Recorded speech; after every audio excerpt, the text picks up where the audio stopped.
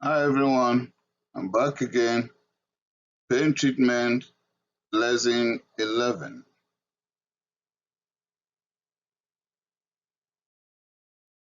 Okay, we want to talk about non-opioids analgesics, but why that? Why non-opioids analgesics? It's a big question. Let's find out and get the answers. Okay, someone may ask me, what are the possible factors to be considered before selecting non-opioid to manage the pain in my patients? There are so many answers.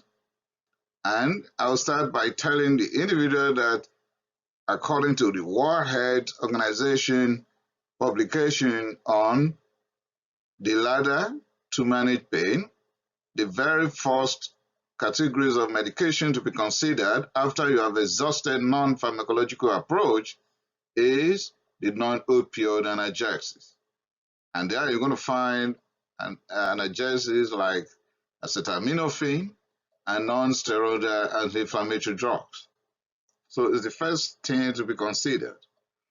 And secondly, some can't take opioids. You're going to ask me again that I should start talking about that. Okay, wait.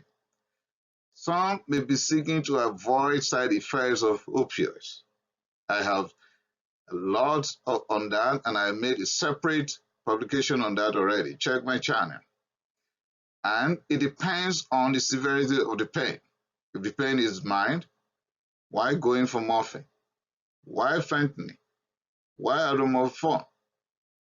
Just settle down for acetaminophen or non-steroidal anti-inflammatory drugs or combination of both. Some is the presence of fever that will require these non-opioid analgesics to be included in the treatment.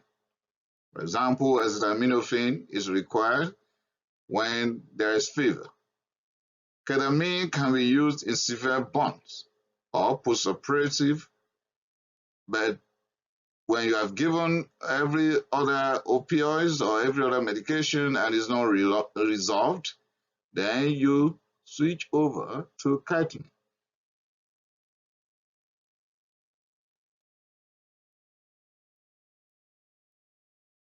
Still on factors to be considered.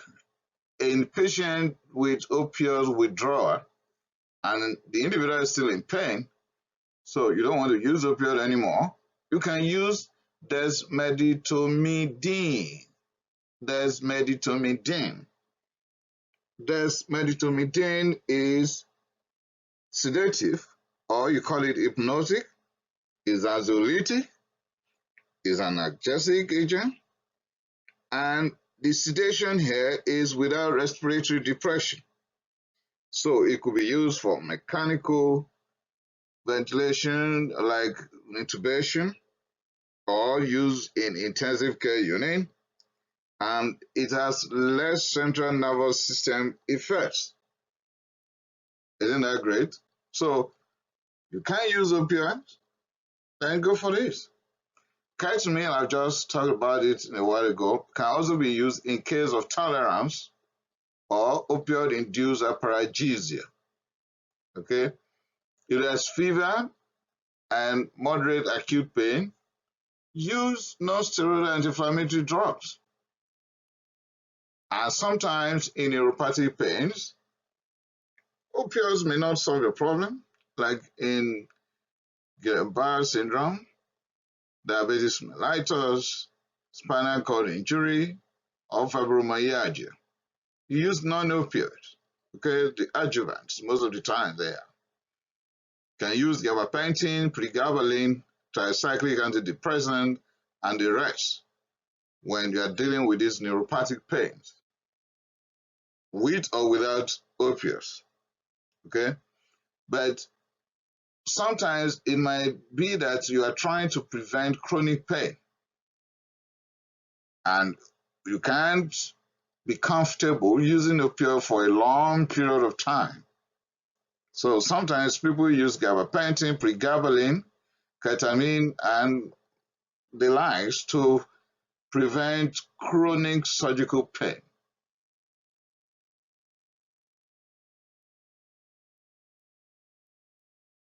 If you are using non-opioids, is either you are dealing with adjuvant, you are dealing with acetaminophen, or you'll be dealing with non-steroidal anti-inflammatory drugs.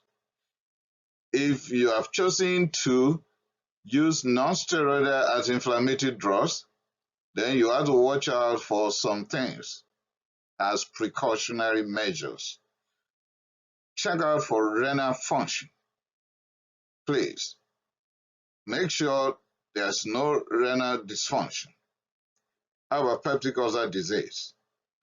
It's not all opioids that will give gastric ulceration, like selective will not give gastric ulceration. Okay, GIT bleeding, recent surgery and bleeding, non-steroidal anti-inflammatory drugs may not be too appropriate there.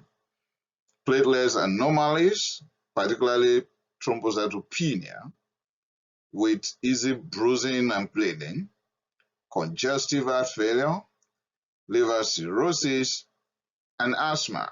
Asthma with aspirin, with non-steroidal anti-inflammatory drugs may not be too good because some are sensitive to that. Okay, no angiotensin converting enzyme inhibitors with non-steroidal anti-inflammatory drugs.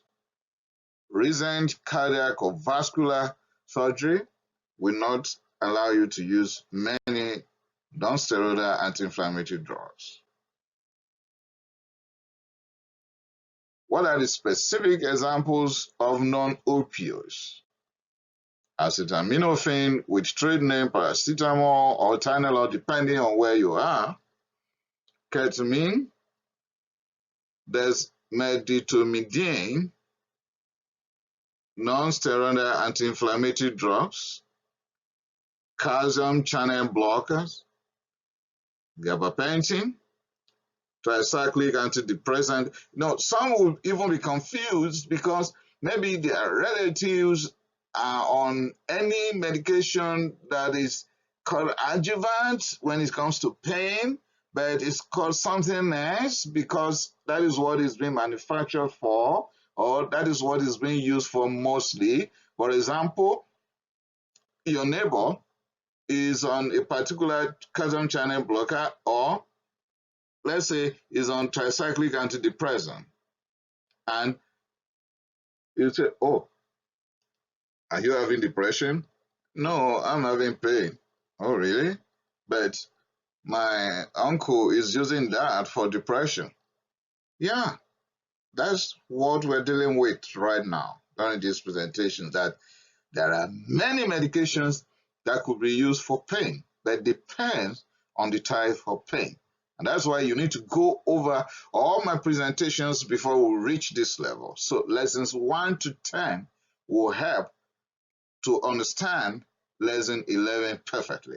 So you can use acetaminophen, ketamine, DEXMEDETOMIDINE, non-steroidal anti-inflammatory drugs, calcium channel blocker, gabapentin, tricyclic antidepressant, and more. You can also use carbamazepine. That is an anti-epileptic drug, right? Or anticonvulsant, right? You know what? Carbamazepine was actually manufactured for pain purpose. And what's that? Tic douloureux, trigeminal neuralgia. That was the purpose of manufacturing carbamazepine in the first place.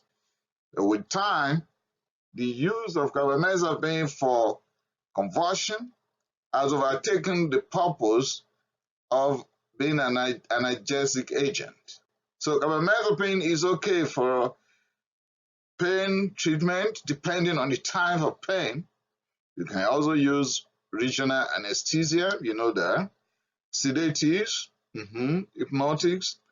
You can use corticosteroids. Somebody is saying, what? Corticosteroid for pain management? Yeah. You can use dexamethasone. Yeah. Selective non-epinephrine reuptake inhibitors like duloxetine, adesinbutter, or venlafaxine could be used. Yeah. You can use tizanidine, baclofen, buscopan, botulinum toxin, intrathecal ziconotide, and of course NMDA antagonist, that is dextromethorphan, and so on.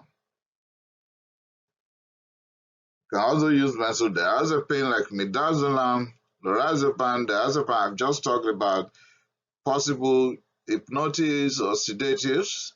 You can use anesthetic sedatives like propofol.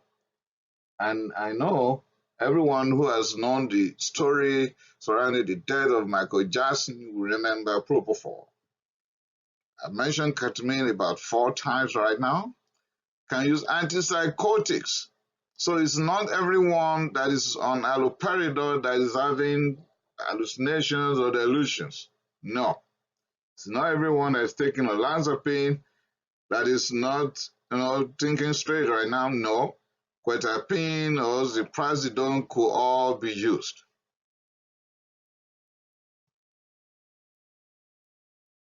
How about specific NSAIDs? There are a lot of them. I will run through them. Ketorolac, ibuprofen. Naproxen is good when you are afraid of the effect on the cardiovascular system. So if your concern is possible complications as per cardiovascular system, go for naproxen. Aspirin as acetylated salicylate. A lot of people are named to prevent thrombosis in people with cardiovascular issues or just generally preventing it. So serving so many purposes. It's a painkiller, it's antipyretic, it's antithrombotic. Diflunisal non-acetylated salicylate. We could say aspirin is acetylated salicylate. Diflunisal is non-acetylated salicylate. Choline magnesium trisalicylate, salicylate, ketoprofen, fluproprovin, and ozaprozine. Still on NSAIDs, diclofenac, etodolac, indomethacin. This will ring bell in 2 ways. One, those with gout, indomethacin, and those with patent ductus arteriosus, indomethacin. Tometin, sulindac, meloxicam, pyroxicam, miclofenamic, mefenamic acid for those with dysmenorrhea, painful menses, nebumetol as examples of NSAIDs. How about cyclooxygenase 2 selective inhibitors, selecozib and etoricozib? I've talked about selecozib briefly the other time. Selecozib is a good anti-inflammatory drug when it comes to gastrointestinal tract protection. It doesn't cause peptic ulcer disease, okay? But there may be problem with cardiovascular system. However, some literature put it out there that even the effect on the cardiovascular system is not out of proportion compared to the rest non-steroidal anti-inflammatory drugs. In other words, selecozib is standing out there, while naproxen is fine when it comes to fear of cardiovascular system because it has less trouble with cardiovascular system. Selecozib has less trouble with gastrointestinal problems. If you want to stop spasm, you can use dicyclomine, buscopan, eosamine, atropine, scopolamine, phenobarbital, and glycopyrrolate.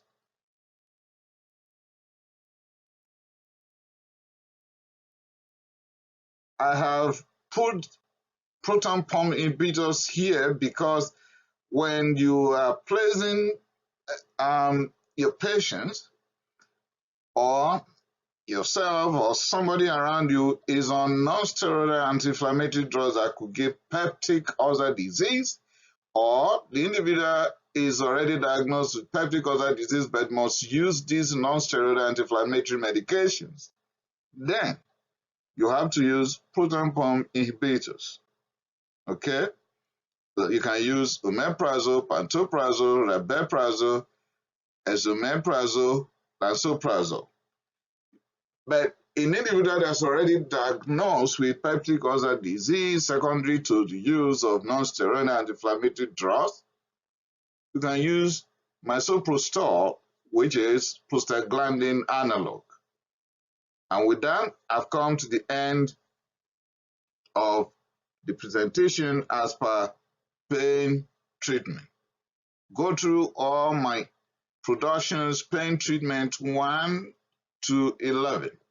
And if you still have stuff for us to talk about, you can leave a message for me on the comment section of my channel. Thanks for listening and going through this long route with me. Kindly subscribe to my channel so that you can get my presentations immediately they are published. I appreciate it. Thank you.